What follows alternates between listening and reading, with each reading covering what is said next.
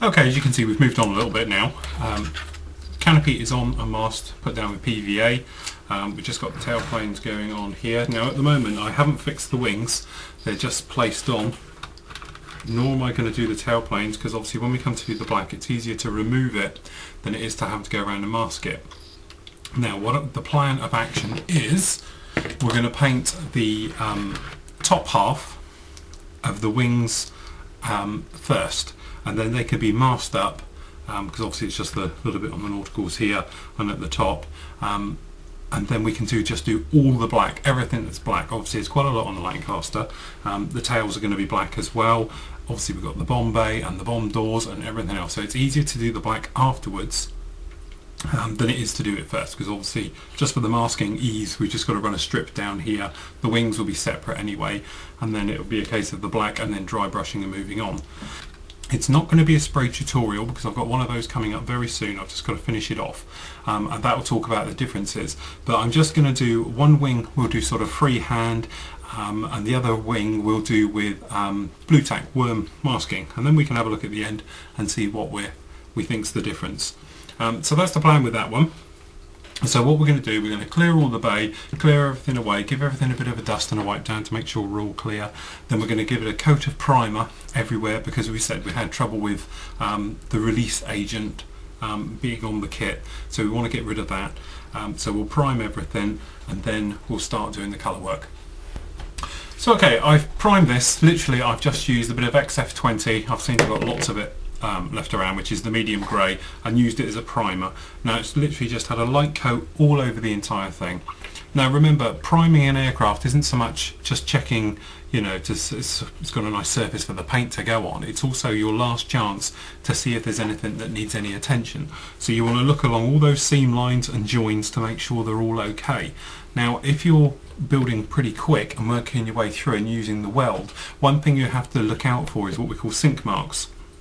Now these are little things I've had trouble with in the past, where I've built a plane quite quickly within a few days, and then it's sat in paint, and then before you know it you've got horrible grooves in it and things like that. So then it's had to go back in and have touch-ups, and this is where literally it starts to sink and melt and then pulls in and before it all goes hard. So as we can see, we've done all this. You can have a look around the canopy, make sure you're going to see exactly how that fits. Now what this really does is just eliminate all those things that you'll see afterwards. If it looks bad here, it'll look bad further on. Here, if you've got a chance to put it right with no problem at all. Obviously if you try and make it look right once it's got paint all on it, then you've got to then go around and touching in, perhaps respraying whole areas and through that. So basically there we go, that's the end of the build as such. So now really it's on with the painting. Okay, you join us on a very stormy Sunday morning, so that funny noise you can hear is just obviously the wind rattling around the place. Okay, spraying your actual model. Now there's a few things to take into consideration before you even start. One is make sure you're happy with all the joins and seams. As I mentioned earlier, you can take care of it now but you can't afterwards. Also your finish, you know, this has got a coat of primer because, as we spoke earlier, the kit itself had some release agent. So priming it up serves two purposes on this particular one. It gives you a nice coat to paint onto, as well as making sure that all the seams are all okay. Now for this particular project we're going to be using the extra acrylics, which are Hannant's own brand of paints. Now they bring out a very nice range, especially in RAF colours, where other manufacturers perhaps will struggle. So we'll be using those. Basically it's the dark earth and the dark green, which was the standard World War II colours, and obviously black on the underside. Now the big thing to remember is dust. Obviously when you're spraying you want to make sure it's to a minimum, because obviously anything that's in the atmosphere or perhaps on your table or everything else will stick to it. Health and safety is your second one. Spraying paints, especially enamels, make sure you've got good ventilation around with you. Now because I do this all the time, I've got a spray booth which is next to me, but because of filming with the camera I can't get the camera in there to show you, so it's just as easy for me to do it out in front. But if you are using certainly enamel paints and things like that, either make sure you're in a very well ventilated area, or certainly a respirator would be handy type of thing, you can pick them up from your local DIY stores, because you'd be basically using the same type of paint as you'd be for car spray. Now acrylics are certainly less smelly, less harmful. I think the jury's still out on that.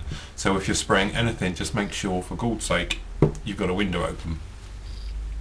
Right, so we're using our Evolution 2-in-1, our H&S brush. It's got the 2mm needle in it. And what we're going to do, we're going to work from the lightest colour to the darkest, obviously the black being the darkest, so we'll start with the brown. We've got our instructions and roughly how it's all laid out with us. So we have our instructions here. We know the camouflage pattern. For our first coat on, we don't have to worry about it too much. We're just going to literally put it down and let it dry. So the compressor is at about 20. To turn that down. Obviously, if you're using your regulator on your compressor, make sure you press your trigger to make sure you get your true reading off your regulator. Because it's double action, you can vary it as well. Excuse me. So we give a good shake of the paint, and then we pop a little bit in our colour cup. It won't need too much because of the small area that it is. Okay, we have a few drops of acrylic thinners. In this case I'm using Tamiya X20, but you could use their own thinners. They actually make their own thinners as well. It's a little bit more smelly than the Tamiya thinners, that's why I don't actually use it. So we give that a nice good stir. Now with all your spraying, always remember to check your airflow first and your paint flow. So press down just for your air and then pull back slightly for your paint, just like that. If it's a nice smooth flow, then away you go. Usual thing as well, on the end of my tip, I don't actually have the diffuser that goes on the end. I remove mine because with acrylics you tend to get build up in the end. Now mind yourself on that needle. And every now and again, just as you're going, just get a bit of kitchen towel or paper tissue and pull it off. Don't push it on because you'll push any dried into the actual the needle itself, and then you end up with it being bunged up. So for the moment it's going to be quite rough because we don't have to worry about it. But all we do, we spray on roughly how our pattern is going to be. As I say, it doesn't have to be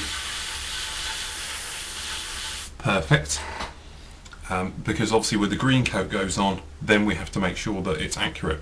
But as long as for the moment we're covering all the areas that we're happy,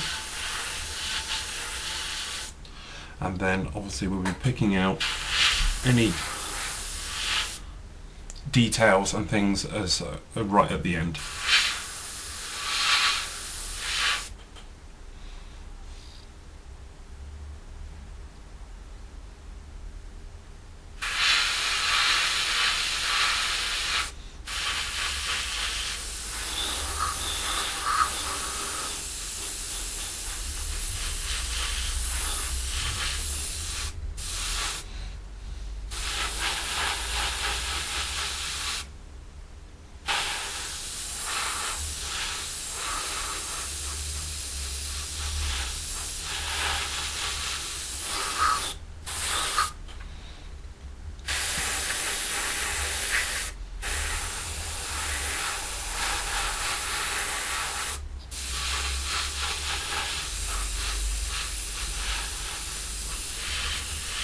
Now I know there's a lot of talk about the actual pre-shading first. I'm not going to do it on this particular one because it's two-tone camouflage, and really this build I'm doing with you here is sort of a basics to show you everything. The next one that's coming up is going to be on the Harrier, and being a grey, I'll show you all about pre-shading properly and talk about it in depth. But with this one we're not going to pre-shade it, straight onto the paint and away we go. So all we're going to do is, you see we've got the wings on as well, I suppose I should mention, for this, because then we can line up the pattern. It's not glued, we'll pull them off afterwards for doing the black. But for the moment it certainly gives us a nice, we can see where we've got to go with our pattern. So all we're going to do is carry on our pattern.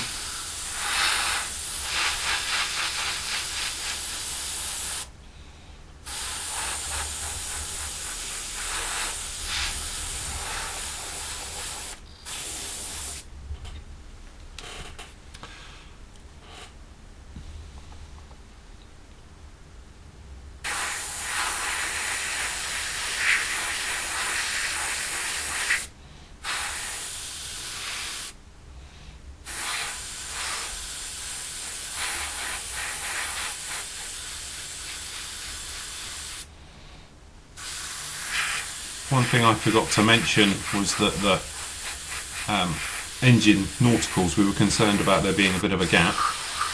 That was unfounded. They actually came out lovely. Bit of glue and they went in there an absolute treat. So we didn't have to worry about that after all, which I must admit was a surprise because I thought they would be somewhat of a problem. So as you can see, this is all rough. There's nothing standing out as long as we're covering all the areas and it's a nice generous coat of paint over everything. We're all okay. The nose ring around the front turret as well, we haven't worried about that because it's all one colour and we'll spray it afterwards. So make sure we do our sides. So I'll continue doing the rest, and then when I've finished up we'll just talk about with a little bit of shading in a moment. So if you join me in a minute. That's the painting done for the light. Now, one of the things that a lot of people do to break up the colour is to vary the tone of the panels. Now it's quite easy to do on a model that is a new model or something like that because they tend to have recessed panel lines and quite nicely detailed. So all you'll do, get a bit of medium grey, not white, but a medium grey. I'm actually using a bit of X20 Tamiya. Now you can mix your paints, and all we're going to do is put a drop in with our mix that we've got, and we're going to give that a stir.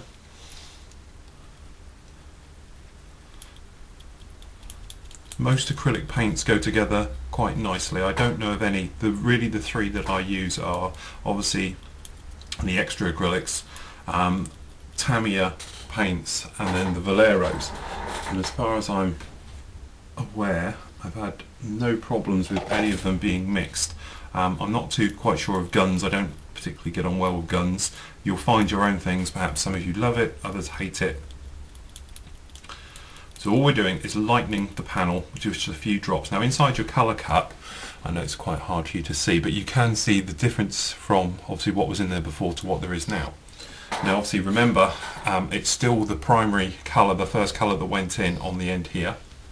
So if we just clean off our nib and then we give it a spray, if you spray it down you should see the new colour come out next to it. So obviously we're going to pick out those panels now. We just want to do a little bit in the middle of each panel. Now it doesn't have to be neat because we're varying tone and not spraying. And I'm not sure if you'll be able to even pick out the difference, but when it all comes together, having that little bit of tonal change will help. And actually when I designed the wash, I designed it so obviously the panels would be darker, and then with the tonal change of doing this way, it all comes together to make a very nice effect. So all you do is pop around all your major inner panels, get a bit of a big squirt, little ones just a little squirt. Anywhere, if you imagine the sunlight thing, sunlight comes down, bleaches the area, it will bleach the centre of the panel, but because perhaps it will be wetter in the panel lines or where panels join, various bits and pieces, it's a bit different doing this to perhaps a Navy aircraft, because Navy aircraft tend to have anti-corrosion things going on. But all you're doing is fooling the viewer and giving it more depth than it's really got. It's all an illusion. So obviously when people look at your model they think, wow, look at that, isn't that great? But all you've done, instead of people perhaps looking at, you know, a plastic model on a table, they're getting real depth into the paintwork. And the deeper you can get the paintwork depth, the more real it looks, and immediately people look away from it being plastic and immediately into being something else.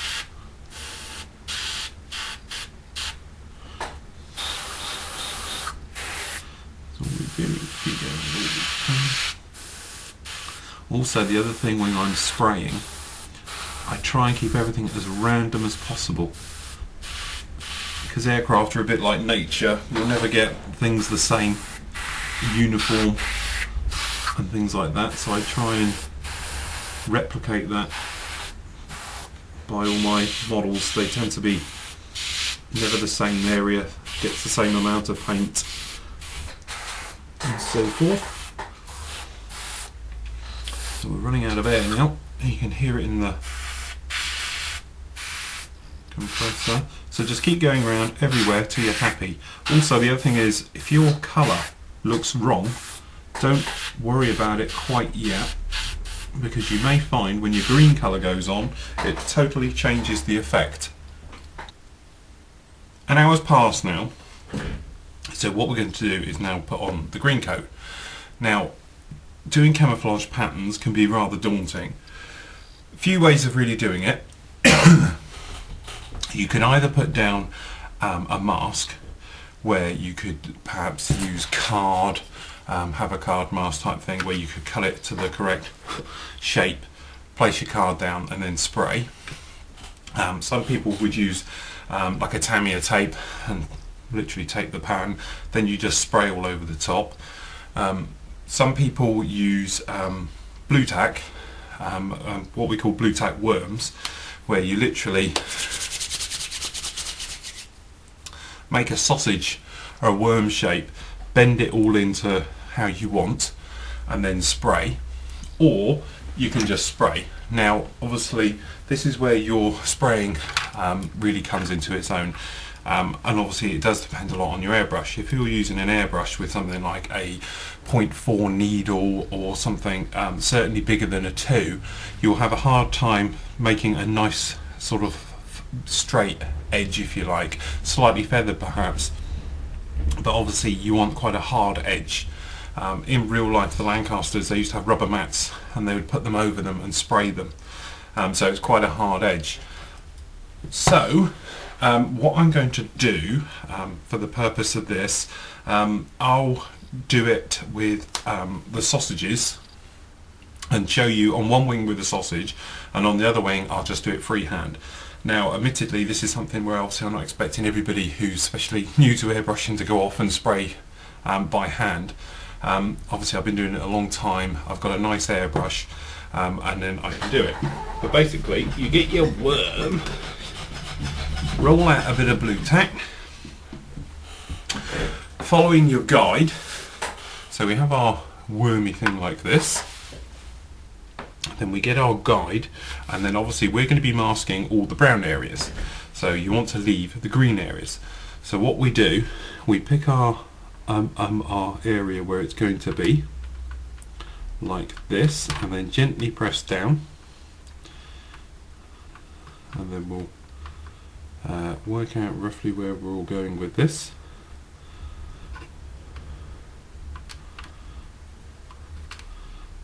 Okay.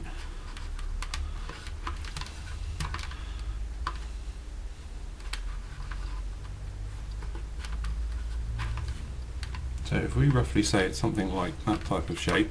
Now, to be honest, I don't do it this particular way, so this is slightly new to me. I've been a bit of a smart ass and usually do it by hand. But basically, this is your technique you do. Then when you're doing it, if you can maneuver then and push down and make little turns and joins and all the other bits you want to do, just like that. Then if you take your something you're going to mask with, so in this case if we use a bit of kitchen towel, okay, if we say we're going to mask, just trying to think of the best way, see, you can tell I don't do this very often. If we do something like this and use the powers, so you can mask your area, then if we use a bit of masking tape as well,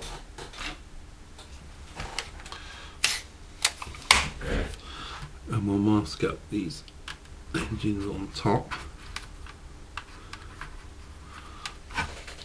just like that.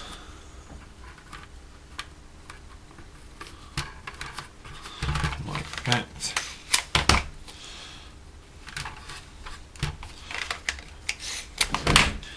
do something like this. Obviously make sure your masking tape stays on top of your area. Then what we'll do is, I will show you a area. So just like that. So we've got that area masked now. So then we take our green.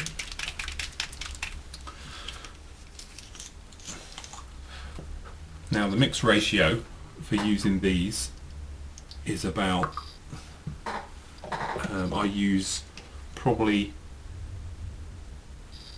70% paint to about, what do we reckon here? Yeah, 70% paint to 30% thinners. Keep it quite thick because we're going to be dusting it on. Now if your paint work is too thin, what will happen is it's going to bleed underneath anything you mask and you'll get that wet pool look. We really want this to dry as it hits. So okay, I'm doing this backwards, so you're going to have to bear with me so you can see this a little bit more. Now if we pull you in a bit, like so, and if we move it over so you can see, alright, we get a bit of air in the compressor, because I forgot to fill it up. Okay, we check our flow, we're happy with our flow, and then we're going to just do nice dusting coats, gently easing back on the trigger, full air, gently on the trigger, and we'll spray. Now what we want to do is keep the actual airbrush straight down. Obviously I haven't got a cup on a cover on the cup, so don't be tipping, otherwise you're going to tip it all over the model. But with nice dusting coats, and when you've made one pass, cut to air, so trigger all the way forward and just put air down, and we go back over a few times just like that. Now obviously some areas are going to be tighter than others, so we just turn it round, okay, and we come in from the other side so we can do the leading edge, and then we blow with air.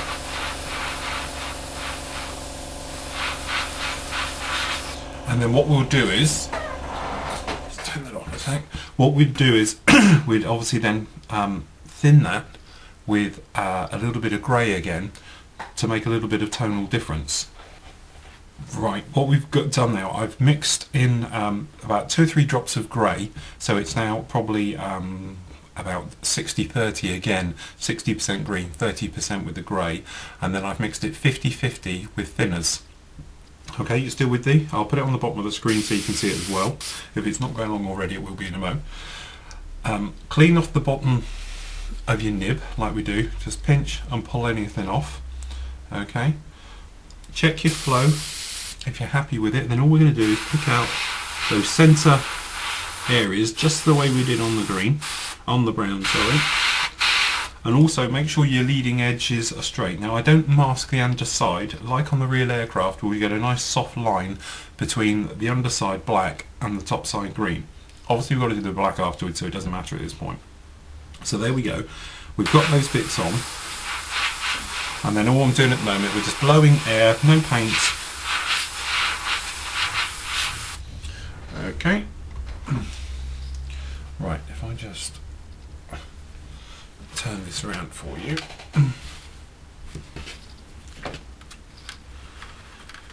Okay, now I hope you can see this.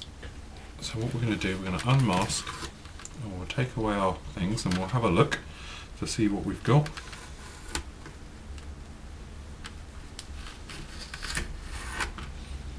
And there you have our green done, and as you can see that's quite a nice soft edge. It's not hard, it's not really faded in between the two, and I hope you can see the tonal difference we've done there. and that's it. So obviously you would do the entire thing at one. We've just done that section there, but you'd work all the way around your entire model and do everything the same way. Now the only slight drawback to doing it this way is you tend to get some sort of oily residue around there. Hopefully the flat coat will go, but that's a nice way of doing it. But make sure when you're spraying it, it's dry.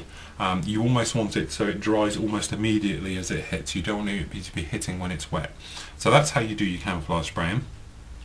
I'll then finish off this wing, and then we'll actually move on and to doing the masking up for the black. When you're painting the actual with freehand, two things to remember: nice thin coat of paint, probably a mixture more like sort of 70% thinners to 30% paint. What that actually does, it makes it easier to atomize the actual spray as it comes out, because when you want a nice tight line, you need the air pressure quite low, down to round about 10 psi, and then you can spray. Because we've got it set at 10 psi on the regulator, that means on the airbrush here that I can have it from 0 to 10. So we check our airflow, and then obviously we start with the bigger area first and just spray, because also it checks your paint flow, and then you can then just literally, you know, we can cut in a nice tight line like that, and then backfill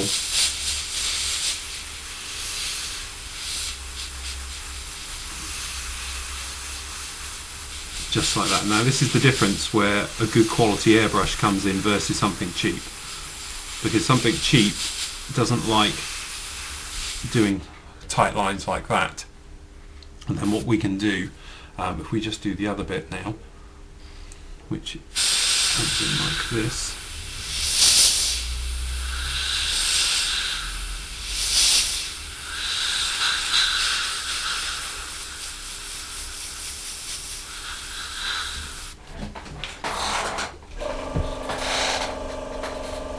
and the old air pressure is starting to drop off there. As soon as your air pressure drops too low for your paint, it will start to speckle. So if we just fill in that area there.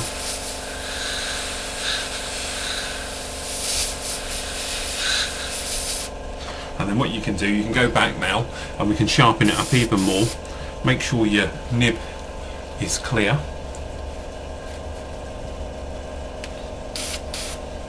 And then straight down.